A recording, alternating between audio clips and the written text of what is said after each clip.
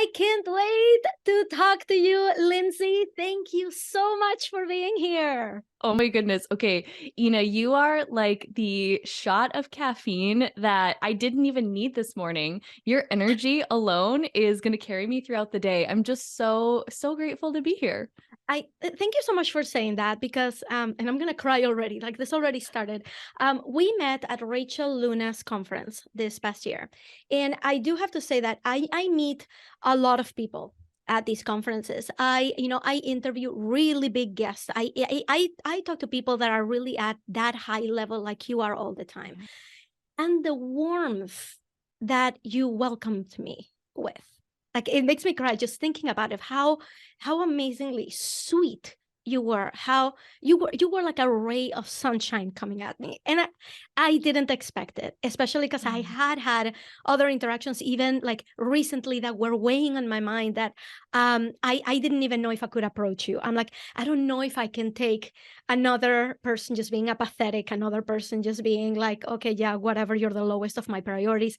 And I saw you walking in front of me and you were walking by yourself. We were exiting the room. And I'm like, I'm just going to do it. Ina, you know, the right thing to do is to do it. And I went up to you. I'm like, hi, Lindsey. We haven't met. We've never met. My name is Ina. And you turned around and just the sunshine that came through your face. I'm like, completely like lowered my defenses. I'm like, this is a completely different quality of person right here. And it just made me so excited to come here and talk to you because you're all about community building. And I could see that. I'm like, I see it. I understand it. So we are going to talk about that because I don't think I don't think that's something we should be taking for granted. Not everybody is like this. And I think there's so much for us to learn just by the attitude that you had in meeting a complete stranger. And I'm really grateful you brought that up too, because I know you speak to a lot of leaders and people who are going to one day, if they don't already have, a much bigger platform than they have now. And I'll be honest, I struggle with it a little bit just because I think that I never want to leave someone feeling like they weren't important. And as more people want to have time with you, sometimes that time is limited. So even if it's just through my energy and through the way that I say hi, and they can see it in my eyes, if I had more time, you and I would have a heart to heart for an hour right now. And that's not going to happen.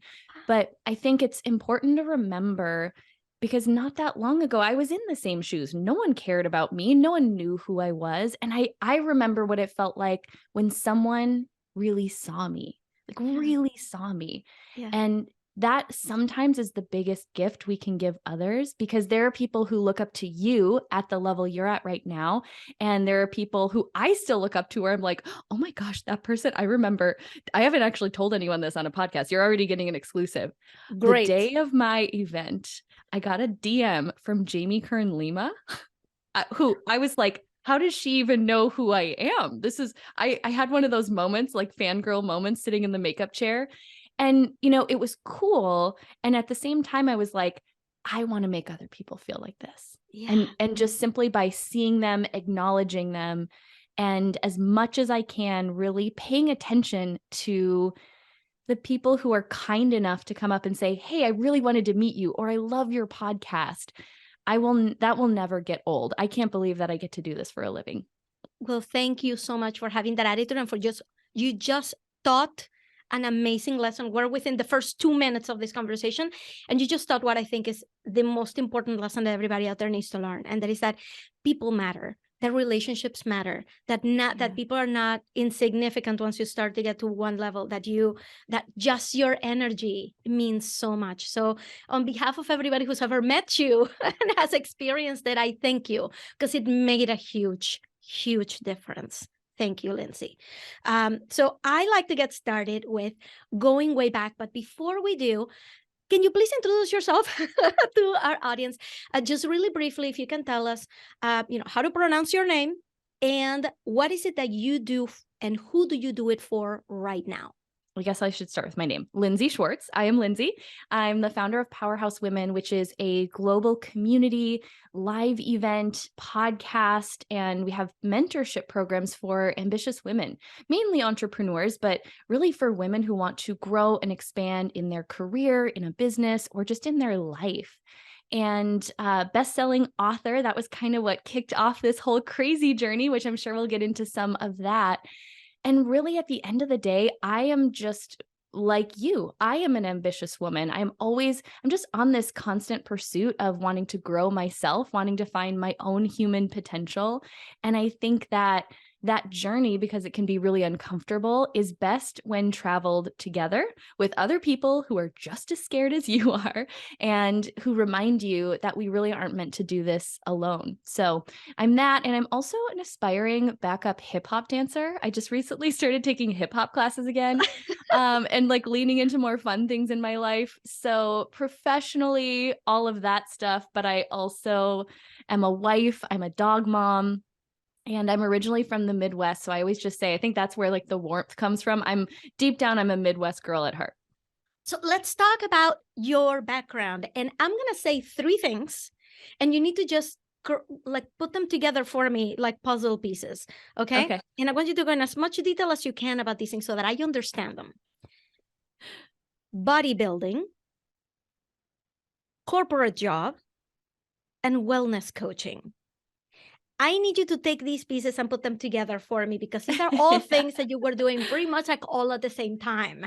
And I need to know how would you describe the kind of person that you were back then? How did you get into these things? And I do want to hear what your corporate job was. So that's got to be a part of it. It has Talk to be. me.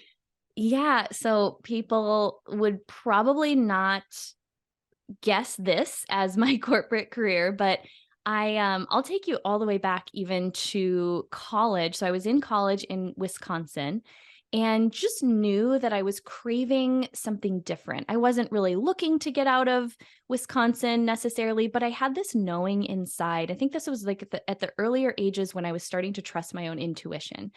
And what I felt really strongly pulled toward was just creating a different experience for myself and knowing that if I, stayed in Wisconsin, I would likely at some point settle down, probably start a family, and just it would be harder to uproot and move and try living somewhere else. So I was very unattached at the time. I didn't even have furniture. So I was like, why not try something new? And I had good for you for having that awareness Right. like early on to exit and try something new right away. Yeah. Like, good for you for doing that. It's very, it's not the typical mindset in the Midwest. In fact, when I left, my mom got a lot of comments. Like my mom and dad would get comments like, oh, you let her leave? And my mom was like, she's a like 20-something-year-old woman. She makes her own choices. But the mentality was that you just don't really leave the Midwest. There's so much about it that's beautiful. And I still miss a lot of the people and things like that. I think I just knew there was maybe a bigger place for my dreams, for the size of my dreams. And I had in college participated in something called the National Collegiate Sales Competition. You said you wanted nitty gritty, so we're going there. Tell me. And I didn't want to enroll in this, but my professor talked me into it because she said there's career opportunities. And what I heard was, okay, there's going to be companies there that don't typically recruit on my teeny tiny little college campus. So maybe some bigger opportunities that I'm not exposed to. So I end up going, I place 4th in the nation in this sales competition. And I hated sales. I thought I hated sales until I realized it really is relationships, right? So I did really well and I was recruited heavily by all of these companies. And the one that I just couldn't figure out why I really wanted to work with these people was a flooring company. So I signed on and I went to work for a carpet manufacturer, which there's no way to make that sound glamorous. But what I loved was, again, the people. You're going to hear a theme. It's the people that I've met along the way. And I've just trusted the relationships. That's why I'm here on this podcast. When you and I connected, there was just this natural connection that made me want to get to know you more. And when I followed that, it has never steered me wrong. So I sign on with this carpet manufacturer, and they essentially gave me 3 choices of cities that I could move to, one of them being Arizona.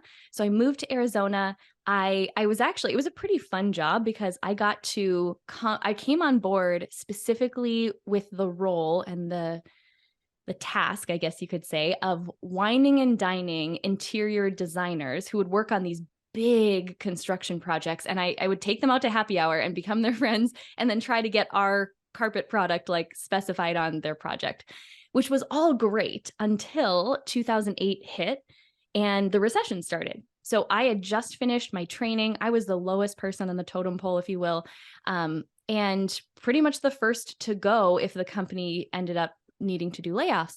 All of my friends were getting laid off. And it was this moment where I realized that the whole corporate dream that very much was what was modeled for me growing up in the Midwest.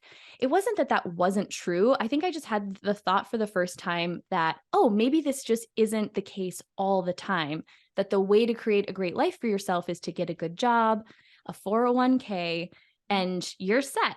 Because here I was, I had worked really hard, really great student, got this great job, and thought I was set until things changed that were out of my control.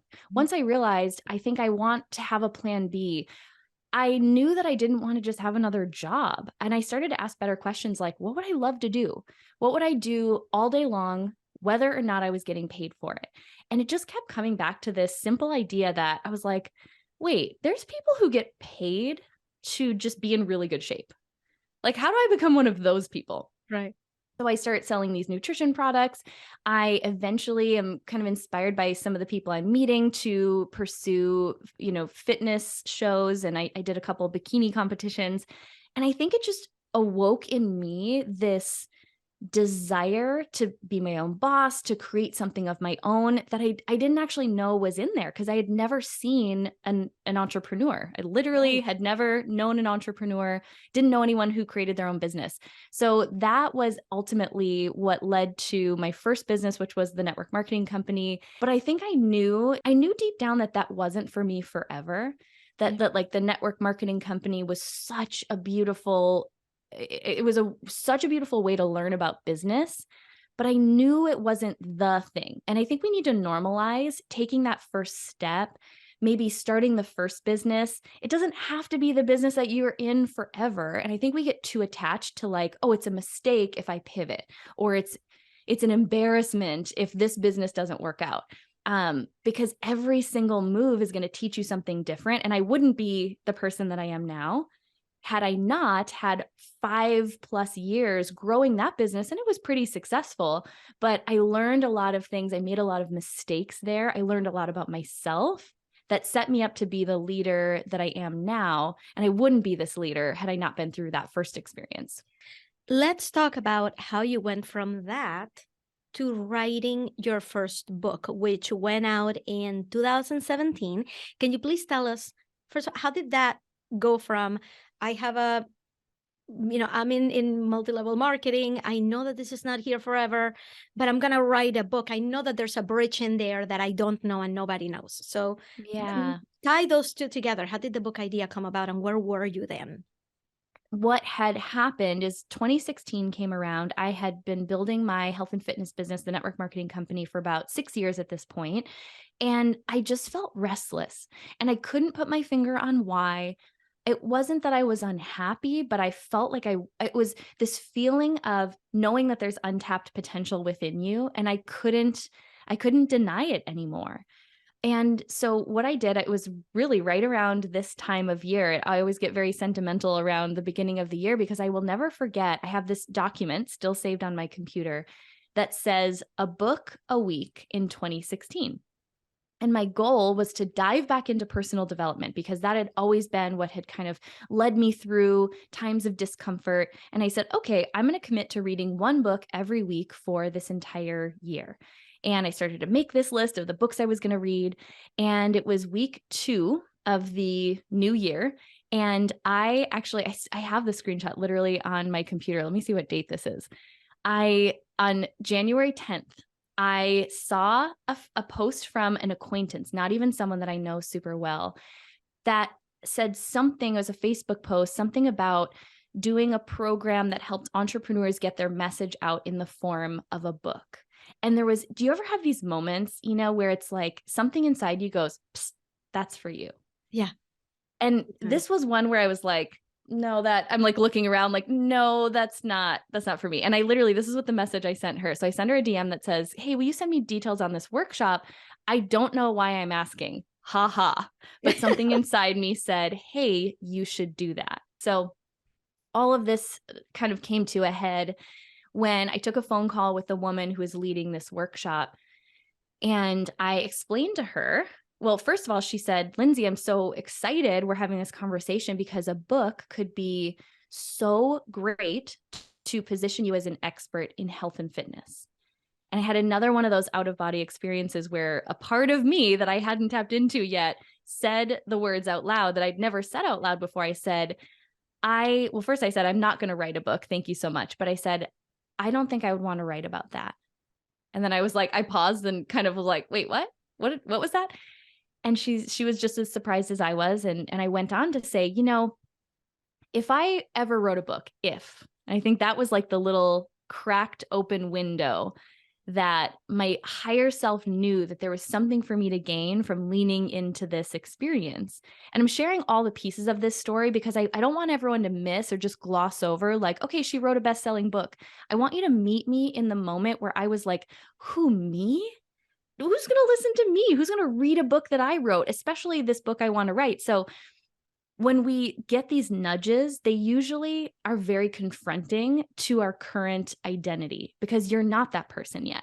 But all I knew was I was kind of going with this intuition that was saying, okay, well, if I wrote a book, all I could think about were the conversations I would sit down and have with women. And it was I worked with men and women, but this theme came up in a lot of my conversations with women when I would be talking about what I was doing in network marketing, and we were having a meeting because they wanted to learn more.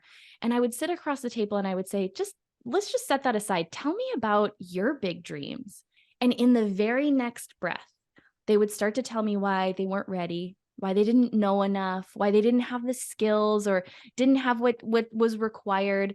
And every single time it made me pause and go, wait, hold on. Everything you're describing that you think is keeping you from this dream that clearly excites you, everything you're describing is what I feel on a daily basis. Hold on. Did no one tell you this? Did no one tell you that's like the price of admission is, you don't feel like you know what you're doing. You figure it out as you go. Your best friend is Google and you want to cry every other day. That's pretty much it. Yeah. And so I shared this with the woman on the phone and she said, had this dramatic pause. And she said, well, Lindsey, if you don't write that book, who's going to? Thank you so much for sharing that with us. Can I show you something right now? And I would love your reaction to it. Okay. I'm about to share my screen. Okay. My name is Lindsey Schwartz. I am an entrepreneur. I've had a health and wellness business for about 7 years now, and I'm about to publish my very first book, which I can honestly say was not something I ever planned to do, thought I could do. I didn't even know that I wanted to do that. But I did want to make a difference. And I just really am so excited to see where the book takes my business and my personal brand from here. Oh my gosh, it's like 3 hair colors ago. I mean, that's how you know it's a while ago. When I saw that, I could see myself. I could see myself at that precipice, at that edge of when everything just kind of like unravels, when your life completely changes, when you start having live events. And I would love to know, when you see her, what do you see? What do you remember from that time?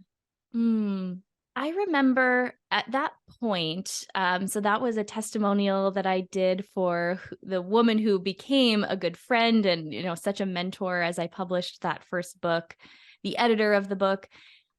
Would you like to give her a shout out? Her name's Dr. Laura Bush. And yeah, the book would not exist if it were not for her following her dreams and putting this program together that helped me really get this book into the world.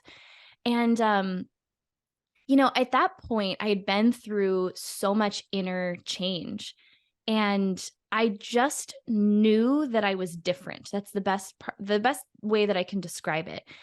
Where I'd gotten to this point, I think we get to this other side of stepping into that, especially that first time you really step out and challenge yourself. Because what I realized now looking back is why I was so restless in my other businesses. I was operating at maybe 60 to 70% of my full potential. In a copy of your About page in 2018, which, yes, I went to lengths to dig that up. This is something that you said, and I want to quote you back to yourself, because I really related to what you said here, and I'd love to know how you feel about it now, or anything that you can tell people who really resonated with this. You said, "I'm just a girl with a constant flood of ideas flowing through my brain, usually more ideas than I have time to act on, and just as many fears, doubts, insecurities, and reasons why I'm so not equipped to bring these ideas to life." And I felt there's so many of us out there where we read this and we're like, yeah, that sounds right. And we use this kind of as our ticket to excuse ourselves from doing, from accomplishing, from really taking a next step. I'd love to know your own reaction to your quote, how you feel about it now, and what you would tell, women like us who look at that as, well, if there's just not enough hours in the day, so I might as well just act at 70%. What can you say about it? So I do believe you have to focus in. And so I'm still the person who has a lot of ideas. Now I have the most amazing business partner in the world, who we have kind of a process where we capture all of the ideas, but we really strategically choose which ones to move forward on. And so I feel like I'm going to give you kind of two different answers, because it's going to depend on what season you're in. I had a season in Powerhouse Women, kind of starting around 2018 into 2019, where I call it lovingly my buffet year. So this was a year where I allowed myself the freedom to try on different things within the business. So try a lot of different ideas, but with the goal of finding the couple of ideas that I really wanted to give my energy to. So the reason I call this a buffet year, if you've ever eaten at a buffet, it's kind of like that, right? You walk in, there's all these different types of food, all these different options. But for most of us, for you and I, we're, petite women, I can usually only eat a plate, maybe and a half, depending on how hungry I am. So even though there's all the options available to you, there is a capacity. In one meal, you're only going to have the capacity to eat so much. So this is my very strategic way of eating at a buffet, I would give myself a little bit of all the things I wanted to try. But the moment I take a couple bites and I'm like, that's not for me, I would take that one off my plate. I would leave room to start leaning into more of the things that I really love, so that at the end of the meal, I love food. I love a good meal. I want to have the best meal I can put together. So I think it's the same thing within business is, give yourself those defined periods of time where you allow yourself to be a little bit dipping your toe into different things.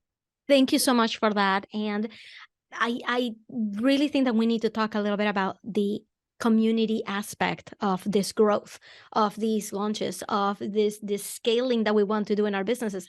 Like you said, we're not meant to do this alone.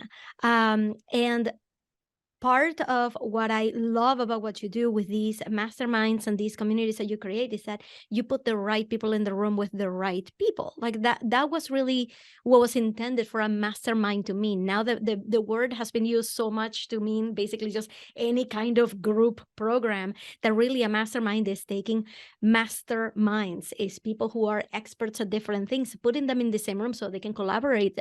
You've talked in the past about putting women of different industries in the same room so we can learn about each other. So I'd love to know a little bit more about your journey. Something you have mentioned in the past in other interviews is your journey into joining these masterminds, and how important it was to you to be to be in a mastermind where everybody else has invested at the same level, where you know that everybody is kind of all in, that was really eye-opening for me to hear, because I feel like, you know, I've done this in the past without even realizing. I joined a mastermind one time. It was about like $10,000, and after I joined, I realized, wait, there's no course materials here. There is no actual particular strategy. It's literally I just paid to be in the same room as other people who were at the same level, and from there, I got so many amazing connections. And when I heard you talk about it, I'm like, so this is a thing. This is a thing that it's everybody realizes. Can you tell us a little bit more about what your journey was with it? Yes, masterminds have played a huge role in my growth, especially over the last 3 or so years. And, you know, for those of you listening who know that you really want to grow at a pretty fast pace. And I want to be really careful with the words that I'm choosing here, because by no means am I saying that growing at a fast pace is better than growing at a slow and steady pace. Not at all. In fact, there is so much value to growing a really consistent, very grounded business. And there will be these times, I think, those of you that have really resonated with some of the things we've talked about today, with just knowing there's like that next level for you to unlock, knowing that you're ready to show up for yourself and your business in a bigger way. One of the things that has helped me do that is to step into rooms and, you know, invest in masterminds where I'm surrounded by people who, my wildest dream, like the goal, I'll share a quick story in a moment. The goal that I'm like, whoa, that would be incredible, is like nothing to them. So I'll never forget investing in my first mastermind. And I remember showing up to the first retreat. And this was such a powerful moment. It was like, I was just expecting that, you know, they would close the doors and then they would say, well, now that you're all here and you've all paid tens of thousands of dollars to be here, we're going to give you all the secrets that no one else knows, right? These are the secrets to having a successful business. Well, you're kind of giggling too, because you know that's not what happened, right? Right. And it was this beautiful moment though, because I want everyone to hear. It was in that moment that I was like, oh, I don't think there's any secrets. You know, it was this moment where I caught myself realizing I was putting my success in the hands of someone else, when the reason you invest in experiences like that is to step in, and the way to get the most out of it is to step in with the mindset of, okay, by making this investment in myself, by putting myself in this room, I am committing to show up differently. And on that note, can you tell us about the space that you have created to help women do just that? Well, I would love to. It's actually the thing I'm most excited about for 2023. And in that same intention, the one thing that I saw is missing, kind of like you said, there's actually a lot of amazing masterminds. I've hosted masterminds. I've been a part of a lot of them, and all of them serve such a beautiful purpose. And one thing that I saw that's just really a gap, it's a missing, is there really isn't anyone teaching about the business of community. And specifically community as a growth strategy for your business, community as a way to deepen the connection you have to the people you serve, and to create really a more sustainable business, if you will. Because I think, you know, having an audience is great, but having an audience is really kind of like this one-to-one connection. Like, how can I get more people to connect with me? But Powerhouse Women has actually, we've had a small audience from the very beginning. We still do, compared to others in our industry.